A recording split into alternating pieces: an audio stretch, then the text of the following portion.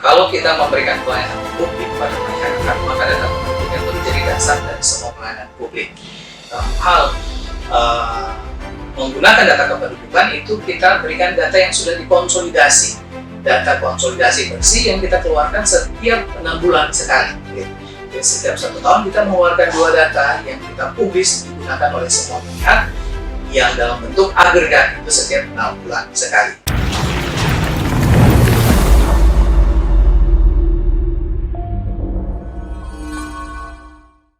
Hai sahabat Bawaslu dimanapun Anda berada, kembali bersama saya Windy di Orasi, obrolan demokrasi Bawaslu Kabupaten Gorontalo. Bismillahirrahmanirrahim, Assalamualaikum warahmatullahi wabarakatuh. Sahabat Bawaslu, tahukah Anda bahwa salah satu hal yang penting dalam penyelenggaraan pemilu maupun pemilihan adalah tentang pemutakhiran daftar pemilih. Kenapa kemudian ini menjadi penting? Karena menyangkut keberhasilan dari pemilu maupun pemilihan itu sendiri. Kita tahu bersama bahwa pemilu dan pemilihan serentak tahun 2024 akan segera digelar. Tahapannya akan digelar mulai awal tahun 2022. Pemilu dan pemilihan serentak tahun 2024 ini akan menjadi sejarah baru dalam ketatanegaraan di Indonesia karena akan dilaksanakan pemilihan presiden dan wakil presiden, DPR, DPD, DPRD provinsi, kabupaten, kota, gubernur dan wakil gubernur, bupati dan wakil bupati, wali kota dan wakil wali kota yang pelaksanaan pemilihannya itu adalah di tahun yang sama. Walaupun dalam teknis pelaksanaannya baik itu pemilu maupun pemilihan itu dilaksanakan di bulan yang berbeda, namun pada desain waktunya itu adalah di tahun yang sama, yakni tahun 2024. Nah, pertanyaan yang muncul kemudian, sudahkah kita siap menghadapi hal tersebut? Sudahkah kita memastikan bahwa data diri kita ada di dalam data kependudukan dan masuk dalam daftar pemilih? Bagaimana hak memilih bisa terjamin sesuai dengan konstitusional? Nah, sahabat Bawaslu sekalian, hal ini akan kita bahas bersama di Orasi edisi hari ini dalam topik obrolan pemutakhiran daftar pemilih berkelanjutan. Nah, sudah hadir bersama saya di edisi Orasi hari ini selaku narasumber adalah Kepala Dinas Kependudukan dan Pencatatan Sipil Kabupaten Gorontalo. Langsung saja saya perkenalkan dan sapa untuk Anda semua sahabat Bawaslu, narasumber Orasi hari ini adalah Bapak Mukhtar Saleh Nuna, SSTP ME. Assalamualaikum warahmatullahi wabarakatuh, Pak. Waalaikumsalam warahmatullahi wabarakatuh. Apa kabar Pak Kadis? Alhamdulillah, insya Allah sehat walafiat. Ya, amin. Terima kasih Pak atas waktunya sudah hadir di Orasi di tengah kesibukan Bapak tentunya ya. Sama-sama. Iya, kami doakan semoga Bapak sehat selalu, tentunya bersama keluarga juga, dan semoga apapun yang Bapak lakukan dipermudah dan diberkahi Allah Subhanahu wa Ta'ala. Amin ya rabbal alamin. Doa yang sama untuk seluruh keluarga besar Bawaslu Kabupaten Gorontalo. Iya, amin. Sebelum kita masuk pada obrolan kita hari ini terkait pemutakhiran daftar pemilih berkelanjutan nih Pak, sebagai perkenalan untuk sahabat Bawaslu sekalian, mungkin bisa diceritakan Pak bagaimana perjalanan karir Bapak selaku ASN sehingga akhirnya saat ini menjabat sebagai Kadis Dukcapil, Pak. Iya, terima kasih sahabat Obras ya. Orasi ya, sahabat Orasi Bawaslu yang kami cintai.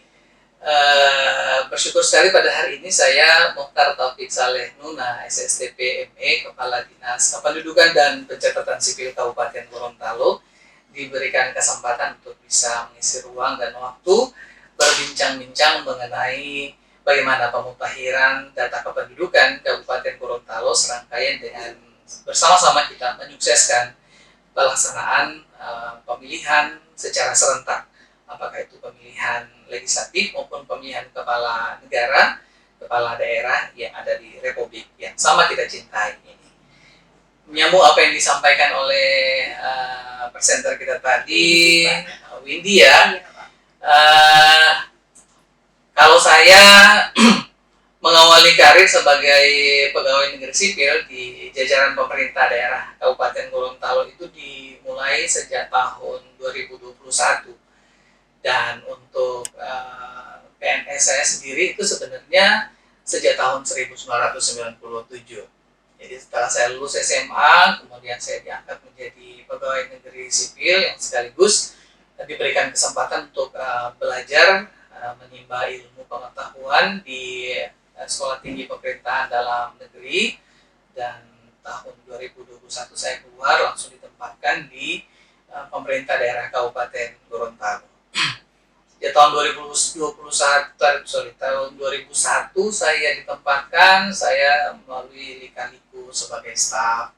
Kemudian sejak tahun 2003 saya baru kemudian diberikan kesempatan, diberikan amanah untuk memangku jabatan dari eselon, dulu masih ada eselon 5B. Dari eselon 5B, kemudian 5A, saya naik terus kemudian ke eselon 4B, ke eselon 4A, dan untuk pertama saya memangku jabatan sebagai pimpinan OPD di wilayah kecamatan itu di Kecamatan Bongmimi tahun 2005 sebagai camat. Nah, sebelumnya saya menjadi sekretaris camat di Limboto Barat. Limboto Barat waktu itu pemekaran pertama dari Kecamatan Limboto, Pak Haruno camatnya, saya sebagai sekcam pertama di sana membangun fondasi awal Kecamatan Limboto Barat, pemerintahan yang ada di Kecamatan Limboto Barat. 2005 saya diberikan tugas sebagai camat di Bongomeme. Kemudian alhamdulillah di 2005 itu saya bisa berkolaborasi, bisa bekerja sama, berkoordinasi dengan seluruh pemerintah desa yang ada, terutama pemerintah desa yang ada di Desa Upomela, Kecamatan Bongomeme, yang alhasil pada Agustus 2005 saya bisa membawa Kepala Desa Upomela Kecamatan Bongomeme menjadi Kepala Desa teladan pada pemilihan Kepala Desa serangkaian dengan pemilihan lomba desa, dan bisa upacara sama-sama kita di Istana Negara. Iya, 2005. Kemudian saya dipindah tugaskan di Kecamatan Motilango 2 tahun 1 hari saya tepatnya berada di Motilango, dan 16 selama berada di Motilango saya bertugas itu secara all out, artinya dilakoni, dibadani, bahkan kadang-kadang diuangi begitu, karena kondisi keuangan di kecamatan pada saat itu di desa, apalagi belum ada dana desa, banyak program kegiatan yang harus kita lakukan, kita laksanakan, tetapi satu sisi dalam tanda petik kita tidak punya sumber-sumber pembiayaan, sehingga kadang-kadang ya harus mengeluarkan dana pribadi untuk bisa melaksanakan kegiatan tersebut. Alhamdulillah 2 tahun saya di sana, banyak yang kita buat bersama dengan masyarakat dan pemerintah desa yang ada di sana, dan alhamdulillah 2 tahun itu saya bisa mendapatkan Piala Citra Pelayanan Prima dari Presiden Republik Indonesia, diterimakan langsung di Istana Negara. Kemudian juga saya mendapatkan juara 1 tingkat nasional untuk program Gerakan Sayang Ibu. Wakil juga waktu itu Kecamatan Motilango diberikan penghargaan langsung oleh Presiden di Taman Mini Indonesia Indah.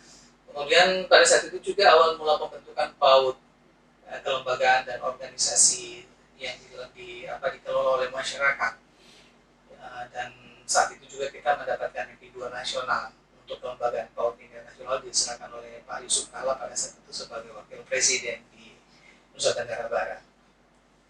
Kemudian 2 tahun saya di sana, alhamdulillah saya kemudian dipindahkan di Kecamatan Telaga. Kecamatan Telaga saya juga 1 tahun berkarir. Kemudian di Telaga saya dipindahkan ke Kecamatan Talaga Jaya, dan kemudian saya dipindahkan terakhir di wilayah itu bertugas sebagai camat Kecamatan Limboto. Limboto saya 1 tahun, dan kemudian tahun 2010 saya dipromosikan menduduki jabatan eselon 2. Pertama di Dinas Pariwisata, Kebudayaan, Komunikasi dan Informatika Kabupaten Gorontalo. 2010 sampai 2014 kemudian saya pindah tugas di Dinas Tenaga Kerja dan Transmigrasi. Kemudian di sana kurang lebih 3 tahun saya dipindahkan ke Dinas Pengendalian Penduduk dan Keluarga Berencana Kabupaten Gorontalo kurang lebih 2 tahun. Kemudian saya ditugaskan sebagai staf ahli Bupati bidang pemerintahan. Kemudian juga ditugaskan sebagai staf ahli Bupati bidang ekonomi keuangan, dan terakhir ini saya ditugaskan sebagai kepala dinas di Dinas Kependudukan dan Pencatatan Sipil Kabupaten Gorontalo dari tahun 2021 bulan Februari sampai dengan saat ini. Itu singkat perjalanan karir saya selama ditugaskan di pemerintah daerah Kabupaten Gorontalo. Iya, perjalanan panjang yang penuh prestasi ya Pak ya. Alhamdulillah, semoga senantiasa ke depan lebih baik lagi. Amin amin ya rabbal alamin. Prestasi lagi. Amin. Sekarang apalagi sudah jadi tadi Dukcapil nih Pak, bisa membawa hal baru yang lebih baik tentunya dalam hal data kependudukan itu sendiri. Nah, berbicara tentang topik obrolan kita pemutahiran daftar pemilih berkelanjutan nih Pak. Berbicara tentang daftar pemilih ini tentu menjadi persoalan yang selalu muncul dalam setiap momen pemilu, demokrasi baik itu pemilu maupun pemilihan, dan ini sudah hal yang lumrah yang sering kita temui ketika misalnya ada pemilu dan pemilihan. Nah, kemudian dalam hal ini menjadi tantangan bersama dan yang harus dibenahi oleh masing-masing pihak, baik itu oleh penyelenggara pemilu itu sendiri dan dari pemerintah dalam hal ini sebagai penyedia data kependudukan seperti itu ya Pak ya. Sebagai penyedia data kependudukan, pemerintah dalam hal ini Dukcapil harusnya mampu menjamin bahwa data kependudukan pemerintah yang disampaikan ke KPU itu adalah benar-benar komprehensif, akurat, dan mutakhir tentunya. Sehingga data tersebut yang kemudian dimutakhirkan oleh KPU sendiri itu bisa lebih lebih akurat lagi tentunya. Nah, ini Pak, perihal data kependudukan ini, apakah harusnya kemudian di Dukcapil sendiri melakukan pemutakhiran secara berkala untuk kemudian melahirkan data kependudukan yang akurat tadi. Nah, bagaimana tanggapan Bapak terhadap hal ini? Iya, kalau berbicara mengenai data kependudukan, itu memang adalah merupakan sebuah harusan bagi kami melakukannya secara tertib administrasi, secara akurat, profesional, dan memang dalam mengeluarkan data kependudukan, tugas kami hanya dua, pencatatan dan pelaporan. Nah, kami mencatat peristiwa kependudukan yang terjadi dan peristiwa penting kependudukan yang dilakukan oleh masyarakat yang ada di wilayah hukum Kabupaten Gorontalo. Dan tentu ini kita mengacu pada Undang-Undang Nomor 24 Tahun 2013 tentang administrasi kependudukan, yang kemudian untuk bagaimana prosedur dan persyaratan layanan administrasi kependudukan itu kita memang tahun 2018, yang tindak lanjut daripada peraturan presiden itu adalah merupakan peraturan Menteri Dalam Negeri nomor 108 tahun 2019. Kita tentu mengacu pada regulasi-regulasi yang ada, bagaimana kita memberikan pelayanan publik di bidang administrasi kependudukan. Mengenai pemutakhiran data kependudukan ini memang adalah merupakan apa istilahnya ya, kalau kita memberikan pelayanan publik kepada masyarakat, maka data kependudukan itu menjadi dasar dari semua pelayanan publik. Memang kita bukan merupakan dinas atau OPD yang memberikan pelayanan dasar kepada masyarakat, tetapi menjadi dasar dari semua pelayanan publik yang ada. Sebut saja misalnya, setiap masyarakat yang akan mendapatkan layanan di BPJS misalnya, itu harus memiliki data kependudukan. Atau misalnya ketika kita akan melakukan pengurusan di perbankan, harus juga memiliki data kependudukan yang jelas, begitu. Sehingga kita menjadi dasar dari semua pelayanan publik yang diberikan kepada masyarakat. Bahkan ketika masyarakat menerima bantuan dan kemudian tidak datanya invalid atau NIK-nya tidak terbaca, nomor KK-nya itu tidak terbaca, maka yang bersangkutan tidak akan bisa mendapatkan bantuan.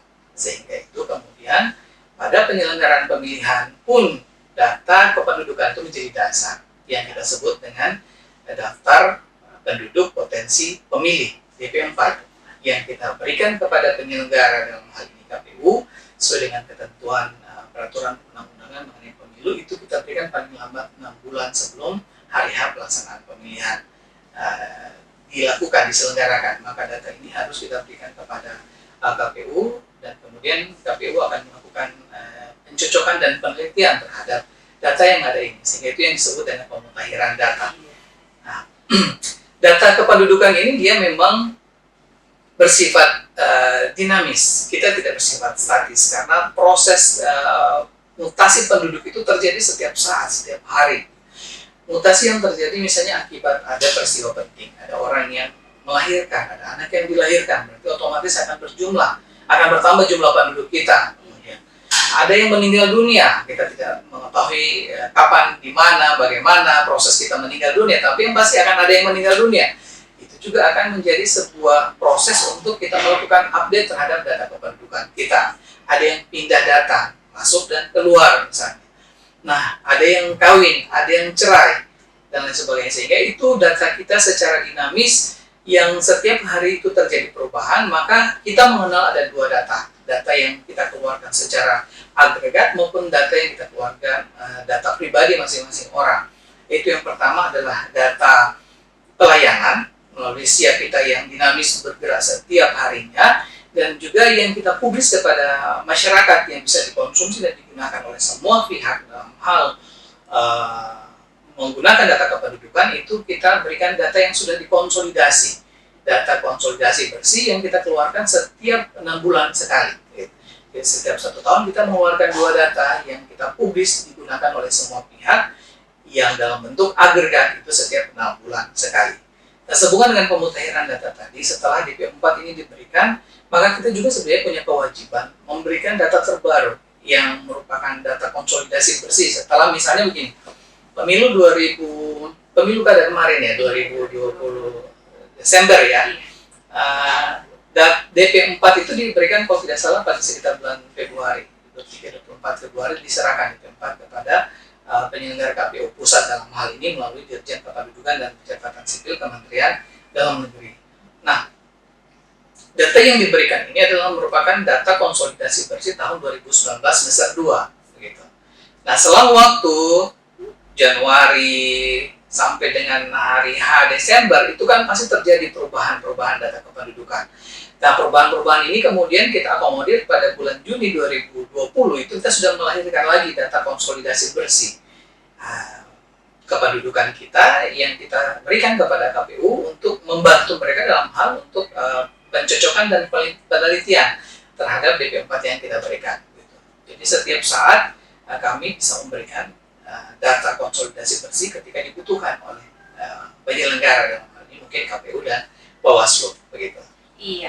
Nah, sebelum kita jauh membahas tentang data kependudukan dan daftar pemilihnya, Pak, mungkin bisa diuraikan sedikit nih, bagaimana kemudian data kependudukan yang tadinya ini kemudian diolah menjadi daftar pemilih itu sendiri. Iya. Jadi setelah kita memiliki data ini kan menyangkut seluruh masyarakat. Iya.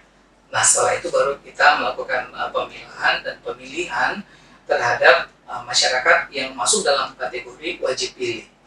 Wajib pilih dalam arti bahwa dia sudah berumur 17 tahun, kemudian dia sudah menikah atau sudah pernah menikah, maka secara otomatis itu kita akan masukkan dalam kategori sebagai wajib pilih.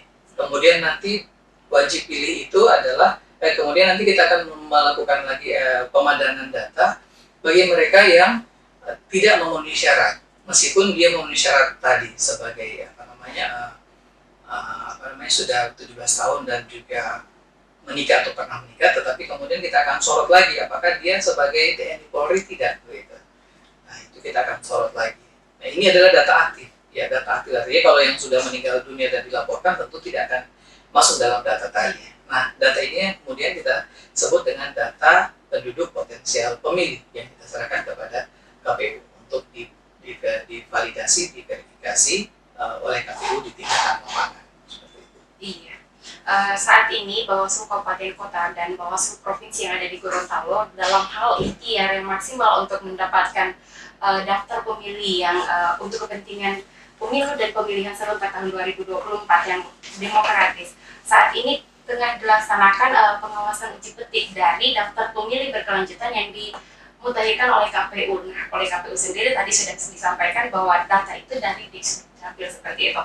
Nah, beberapa kali kami turun, khususnya kami Kabupaten Gorontalo, masuk Kabupaten Gorontalo, di lapangan itu kami menjumpai ada beberapa hal. Yang pertama, misalnya ada pemilih baru di salah satu desa ataupun kelurahan yang kemudian tidak dikenal oleh pihak desanya. Nah, kemungkinan ini adalah karena pengurusan administrasinya yang secara online.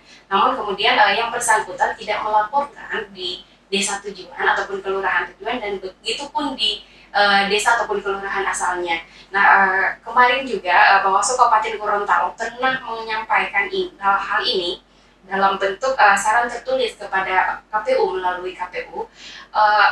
Apakah kemudian Disdukcapil dalam hal ini bisakah melakukan semacam update data per triwulan misalnya yang akan nantinya disampaikan ke kecamatan ataupun ke tingkat desa ataupun kelurahan sebagai sinkronisasi data kependudukan itu, biar untuk kepengurusan online itu yang datanya masuk langsung ke Capil itu biar masuk di desa ataupun kelurahan seperti itu. Nah, bagaimana tanggapan Bapak terhadap hal ini? Ya, memang dalam rangka untuk memudahkan masyarakat untuk lebih simpelnya prosedur pelayanan yang kami berikan, terutama dalam hal pindah data sesuai dengan ketentuan terbaru, memang tidak lagi mengharuskan masyarakat itu untuk meminta pengantar dari RT, RW maupun desa yang tempat asal dia berada untuk kemudian dibawa ke Dinas Dukcapil meminta surat keterangan pindah, namanya SKPW, ini surat keterangan pindah warga negara Republik Indonesia. Nah, kalau sebelumnya aturan yang sebelumnya itu memang diwajibkan, diharuskan ada pengantar dari desa, sehingga memang tercatatkan di desa siapa masyarakatnya yang pindah dari desanya. Nah, untuk lebih memudahkan masyarakat, maka saat ini memang tidak diperlukan lagi surat pengantar. Ketika mereka berkeinginan untuk pindah dari desa tersebut, kecamatan tersebut, maka mungkin dari Kabupaten Gorontalo, maka yang bersangkutan cukup datang ke kantor kami untuk mengisi format pengajuan pindah, kemudian menandatanganinya, dan kita akan langsung proses untuk kepindahan yang bersangkutan.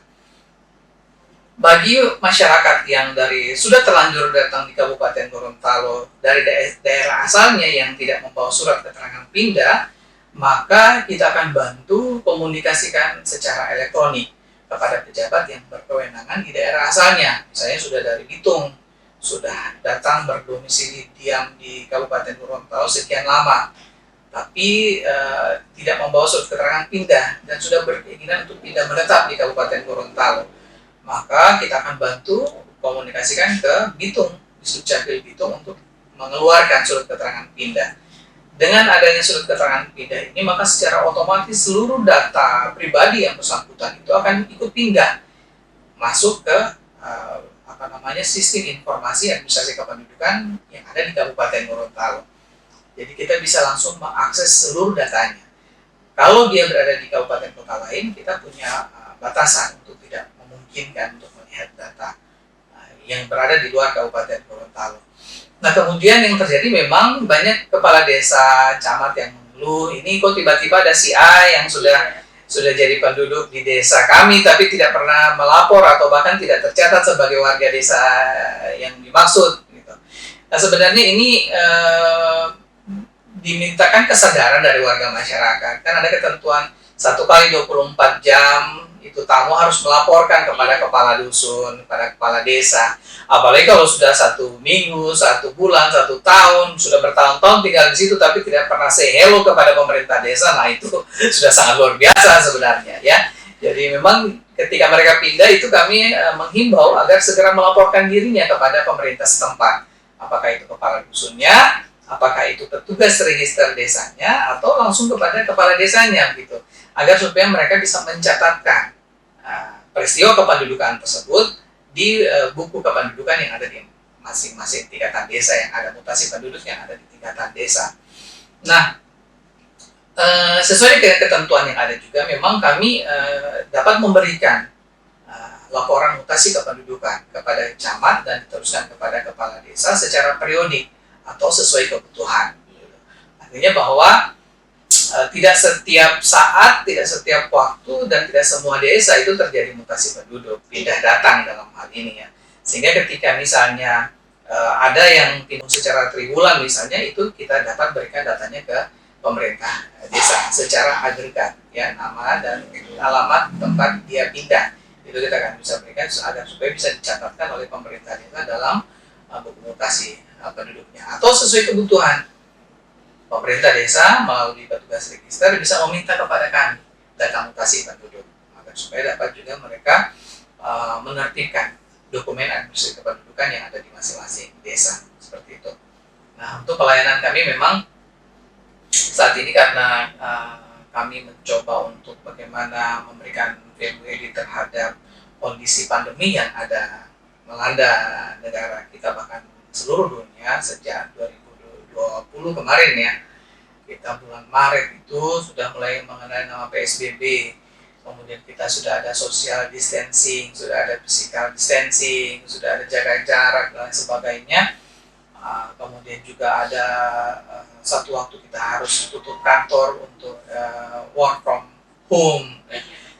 Dan di lain pihak, warga masyarakat itu tidak mau tahu kebutuhan dokumen administrasi kependudukan. Mereka itu meskipun dengan kondisi pandemi, mereka tetap datang berjubel meminta dilayani di dinas kami.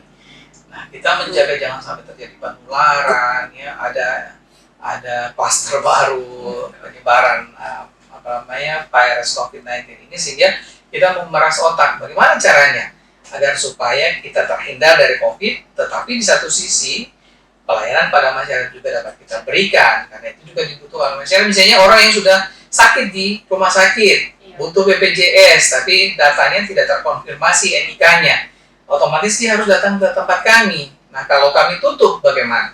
Ya kan, dia kan akan memberatkan masyarakat seperti itu.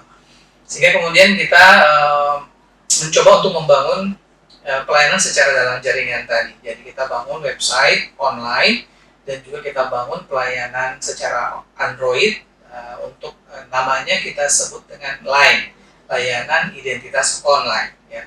Nah, kita ambil nama yang familiar begitu, karena Line itu kan ada aplikasi chat, ya, Line yang mudah untuk diingat oleh masyarakat. Oh, kita pakai Line saja, Line di Dukcapil Kabupaten Gorontalo.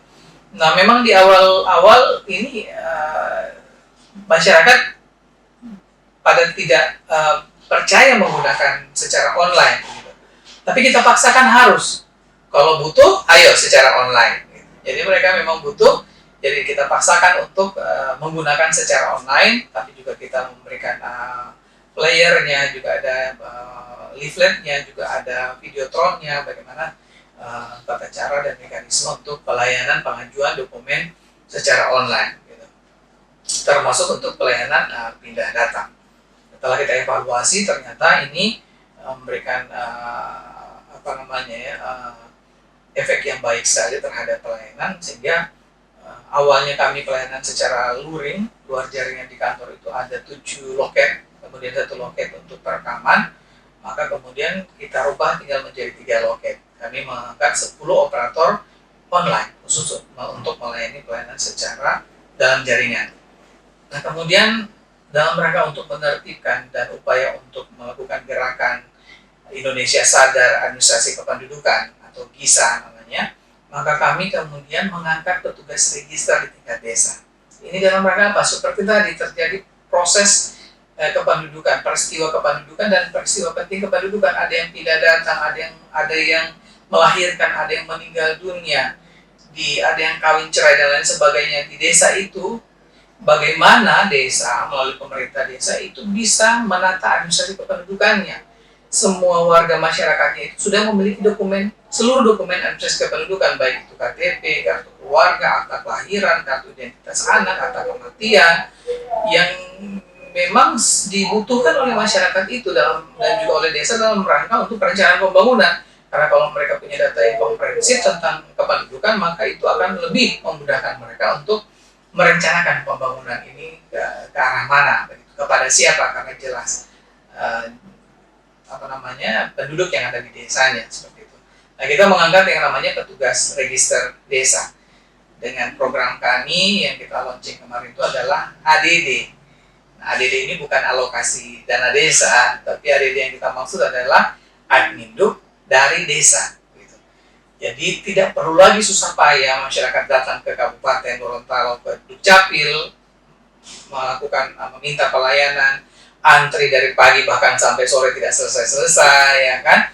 Tapi cukup di desa saja. Di desa kan jalan kaki sudah sampai di kantor desa, tidak perlu biaya.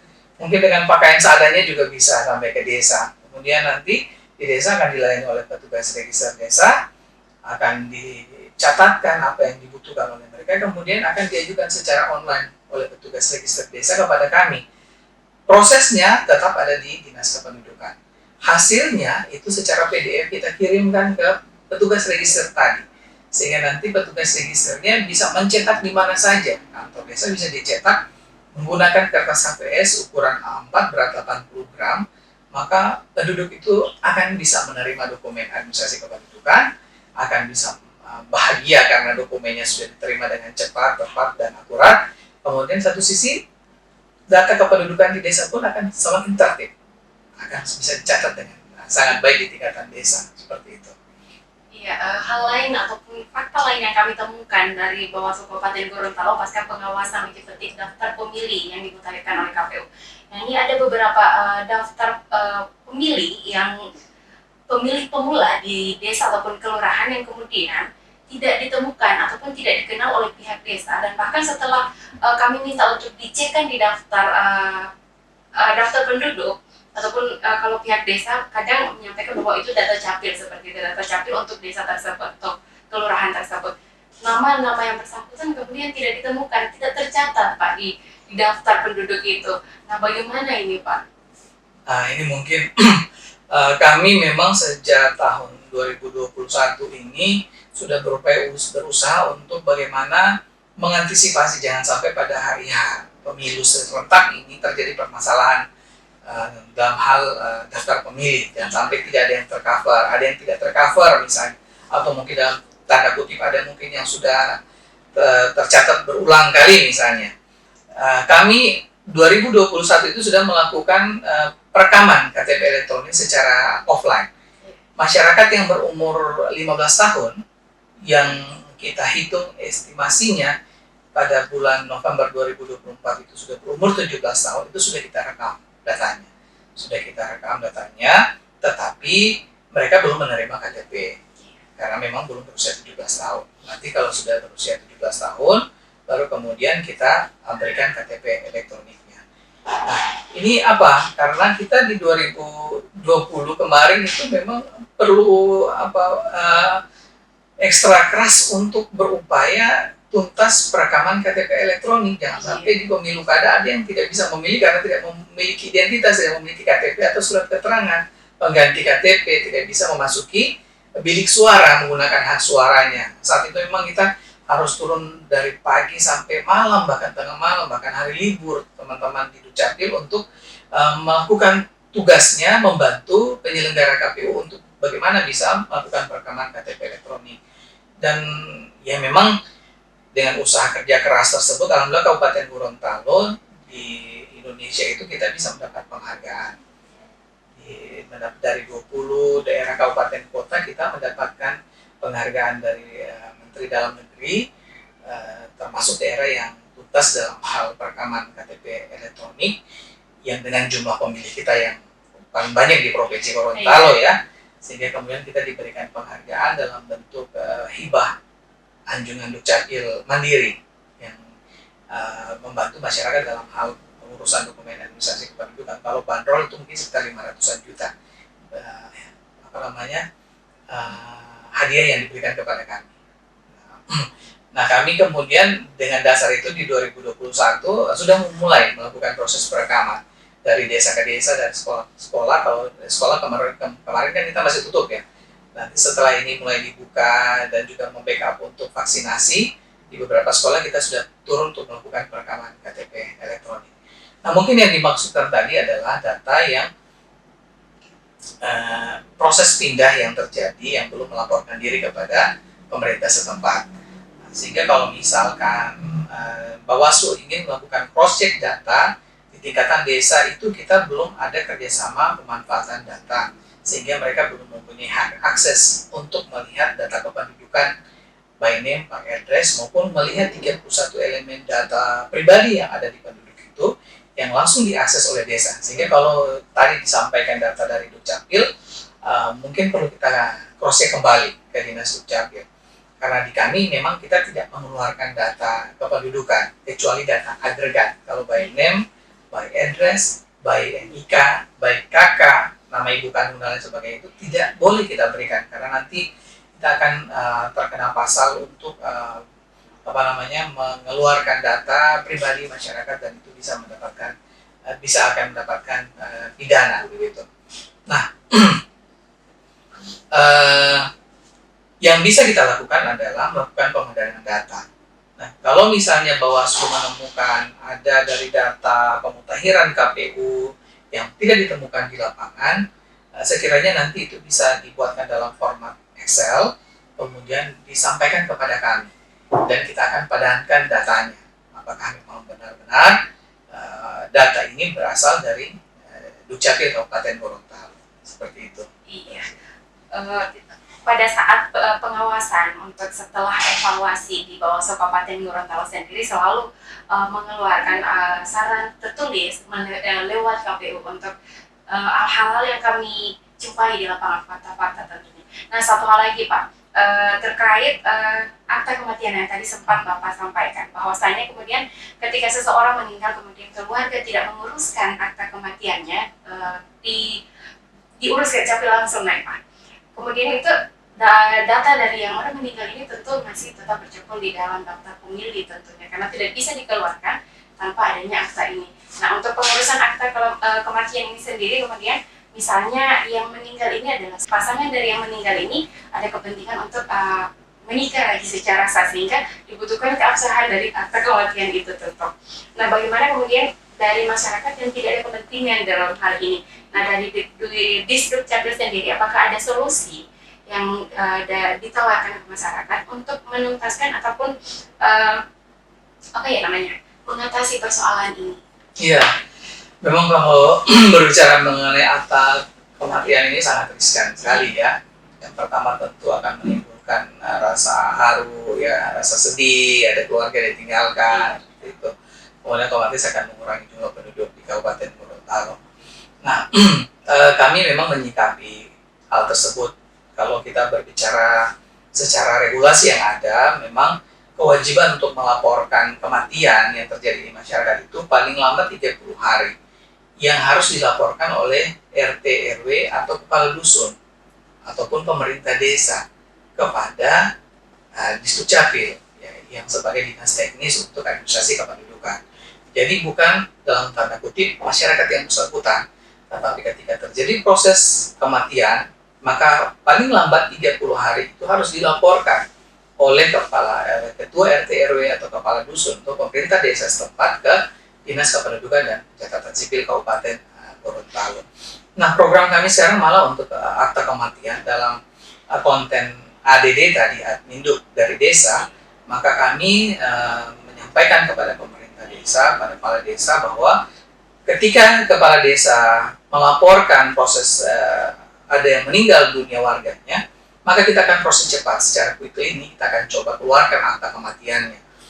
Diharapkan dengan harapan bahwa pada saat pemerintah desa itu memberikan sambutan pemerintah sekaligus melepas jenazah, bisa ikut sekaligus menyerahkan akta kematian kepada ahli warisnya, begitu. Atau paling tidak pada saat takjiah sampai dengan hari ke-7 itu bisa diserahkan. Kalau sudah 40 hari itu berarti sudah melewati batas waktu sebenarnya pelaporan 30 hari. Kalau di undang-undang yang lama bahkan kalau sudah lebih dari 30 hari kemudian tidak dilaporkan untuk akta kematian, itu biasanya kita harus meminta foto kuburannya, batu nisan dan sebagainya untuk memastikan bahwa memang yang bersangkutan sudah meninggal dunia. Nah, tapi kalau kondisi sekarang dengan aturan yang terbaru, kalau misalnya yang bersangkutan datanya sudah tidak ada lagi dalam database kependudukan, dalam database kami Adminduk, maka itu harus ke pengadilan. Di pengadilan nanti akan disidangkan benar-benar sudah meninggal dunia, tahun berapa dia meninggal dunia, kemudian ada putusan pengadilan. Nah, dasar putusan pengadilan itu baru kita keluarkan yang namanya akta kematian, seperti itu modelnya. Kalau kalau untuk akta kematian kita sementara, ada beberapa desa ini sudah memulai pada saat proses pemakaman langsung kontak kepada operator penanggung jawab desa itu, penanggung jawab kecamatan itu, menyampaikan meninggal dunia kemarin dan akan dikuburkan besok sebelum zuhur.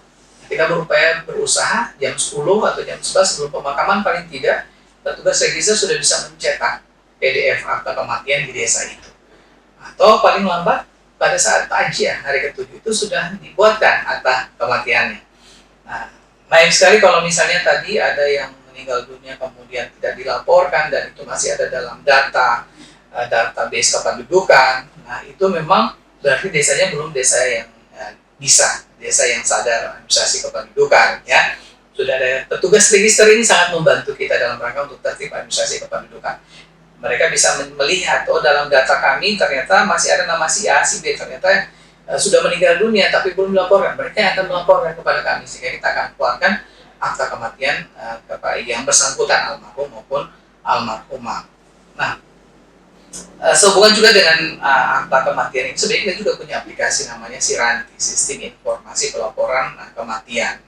Tapi ini memang belum dimanfaatkan secara maksimal oleh masyarakat. Nah, ini kita sudah perbarui dengan Line Dukcapil. Di Line itu sudah ada akta kematiannya, kemudian dimudahkan lagi dengan adanya ADD. Masyarakat bisa langsung pemerintah desa langsung mengajukan kepada kami untuk akta kematian.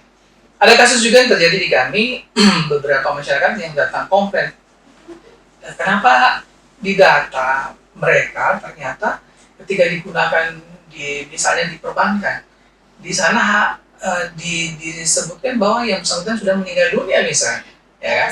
Padahal yang bersangkutan sudah masih hidup. Nah, hal ini kemudian datang kepada kami setelah kita cross check dalam data kenapa sampai dikeluarkan dalam database dicatatkan meninggal dunia, karena memang mungkin pada saat ada beberapa kasus ya 1-2 oleh KPU memang dilaporkan sudah meninggal dunia pada saat coklit tidak ditemukan atau menyampaikan sudah meninggal dunia. Ada juga yang mungkin pasangan suami istri yang sudah lama ditinggalkan oleh suami atau istrinya, merantau tanpa ada kabar, kemudian mungkin salah satu pihak sudah punya keinginan untuk menikah kembali, datang melaporkan kepada kami sudah meninggal dunia, sehingga datanya kita matikan begitu.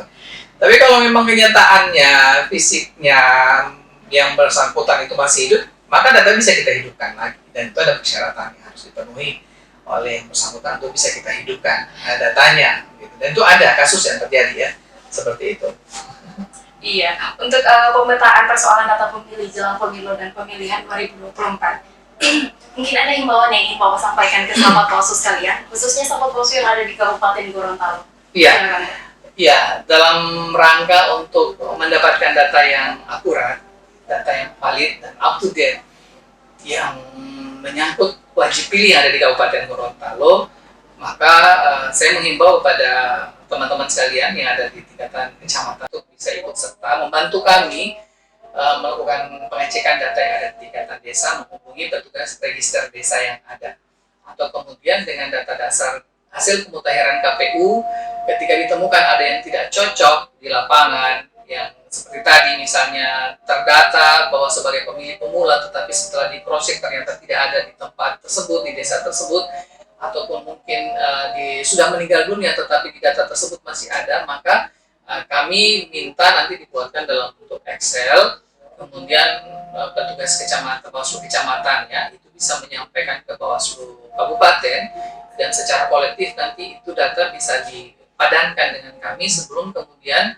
Bawaslu kabupaten itu melakukan cross-check dengan KPU. Jadi ada second opinion yang bisa diperoleh oleh Bawaslu ketika kemudian mengkomplain ataupun mengklarifikasi data pemutahiran yang dikeluarkan oleh KPU. Jadi mungkin berdasarkan data hasil di lapangan, kemudian juga berdasarkan data hasil padanan yang dilakukan di Dukcapil. Dasar itu kemudian oleh Bawaslu bisa nanti menyampaikan hasilnya ke KPU Kabupaten Gorontalo. Dengan harapan ini kami juga sangat besar mengharapkan agar kita bisa bermitra, bekerja sama untuk tertib administrasi kependudukan yang ada di tingkatan desa, kecamatan, dan Kabupaten Gorontalo. Iya, pertanyaan terakhir nih Pak sebagai Kadis di harapannya untuk penyelenggaraan pemilu dan pemilihan serentak tahun 2024 mendatang, khususnya untuk kami Bawaslu Kabupaten Gorontalo dan untuk masyarakat Gorontalo pada umumnya? Ya, harapannya saya pemilu nanti ini kita memperkecil permasalahan yang ada. Meskipun memang tidak bisa kita pungkiri pasti akan ada banyak masalah, apalagi di pemilu secara serentak ya. Bagaimana kita secara bertahap, step by step kita meminimalisir permasalahan data wajib pilih yang ada dengan komunikasi, koordinasi yang baik, yang intens, bahkan kalau bisa kita ada grup sehingga setiap saat, setiap waktu kami siap untuk bisa memberikan data terbaru yang terbarukan yang memang kita ambil dari database kependudukan yang ada di Kabupaten Gorontalo. Karena data kependudukan sekarang ini adalah merupakan satu data kependudukan se-Indonesia sama, tidak akan ada perbedaan. Kalau sudah tercatatkan sebagai penduduk Kabupaten Gorontalo, wajib pilih di Kabupaten Gorontalo, tidak akan mungkin dia akan dicatatkan sebagai wajib pilih yang ada di daerah lain, di kota Gorontalo maupun di luar kabupaten bahkan provinsi Gorontalo. Pasti satu data kependudukan. Karena itu saya sangat berharap nanti tidak akan ada masalah-masalah karena sejak dini sudah kita komunikasikan, kita koordinasikan, dan kita cari win-win solusi terhadap permasalahan data wajib pilih yang ada di Kabupaten Gorontalo. Ya, menarik sekali Sahabat Bawaslu apa yang kita obrolkan dengan Kadis Dukcapil Kabupaten Gorontalo pada edisi orasi hari ini. Sekali lagi kami mengucapkan terima kasih atas waktu dan kesempatannya sudah mengedukasi kita sekalian, Sahabat Bawaslu. Semoga apa yang disampaikan ini bisa bermanfaat untuk kita semua tentunya dalam untuk suksesi penyelenggaraan pemilu dan pemilihan serentak tahun 2024. Sebelum kita akhiri nih Pak, kami persilakan untuk closing segmen ini. Ya, masyarakat Kabupaten Gorontalo yang saya hormati, saat ini sedang viral tentang pencatatan perkawinan yang dalam kartu keluarga ini juga akan berpengaruh terhadap wajib pilih, karena ketika dia sudah menikah atau sudah pernah menikah, otomatis dia sudah menjadi wajib pilih, sudah memiliki hak pilih. Nah, saat ini memang sebenarnya regulasi ini sudah ada sejak lama, tetapi ini kemudian viral sejak ada TikTok dari Pak Dirjen mengenai pencatatan perkawinan secara siri, secara agama yang dilakukan oleh warga masyarakat. Itu tugas kami Dinas Kependudukan dan Pencatatan Sipil adalah melakukan pencatatan dan pelaporan. Ketika warga datang untuk mencatatkan peristiwa penting dalam kehidupannya, yaitu dia sudah menikah secara agama sah, maka kemudian kami punya kewajiban untuk mencatatkannya sebagai pasangan suami istri. Jadi kita akan keluarkan kartu keluarga sebagai pasangan suami dan istri, statusnya adalah kawin, tapi nanti ada keterangan bahwa perkawinan itu adalah perkawinan yang belum tercatat. Sehingga kemudian ini akan juga berpengaruh terhadap akta kelahiran anaknya. Maka anaknya akan menjadi anak ayah dan anak ibu dengan ada frase bahwa perkawinannya belum tercatat. Nah, bagaimana akan menghilangkan frase perkawinan belum tercatat? Maka pasangan ini harus melakukan isbat nikah ke pengadilan agama yang kemudian akan disidangkan. Kalaupun toh nanti pengadilan mensahkan perkawinan yang sudah terjadi beberapa waktu lampau, maka kemudian ada putusan pengadilan, maka kartu keluarga itu akan kita perbarui menjadi kawin secara tercatat ataupun kawin istilahnya. Dan kartu tanda penduduk elektronik atau KTP elektronik ketika sudah dikeluarkan kartu keluarga kawin, meskipun di kartu keluarga dia kawin belum tercatat, tapi di KTP statusnya tetap kawin, seperti itu. Sehingga ini kami menghimbau pada masyarakat untuk bagaimana melakukan proses pencatatan pernikahan, terutama untuk yang muslim itu secara normatif, secara agama sudah sah, kemudian juga secara kenegaraan itu dicatatkan melalui Kementerian Agama Republik Indonesia. Demikian, terima kasih. Ya, sahabat Bawaslu sekalian, semoga data dan daftar pemilu dan pemilihan serentak tahun 2024 yang berkualitas dan dapat dipercaya itu bisa diwujud nyatakan hingga hak konstitusional warga negara dapat terselamatkan.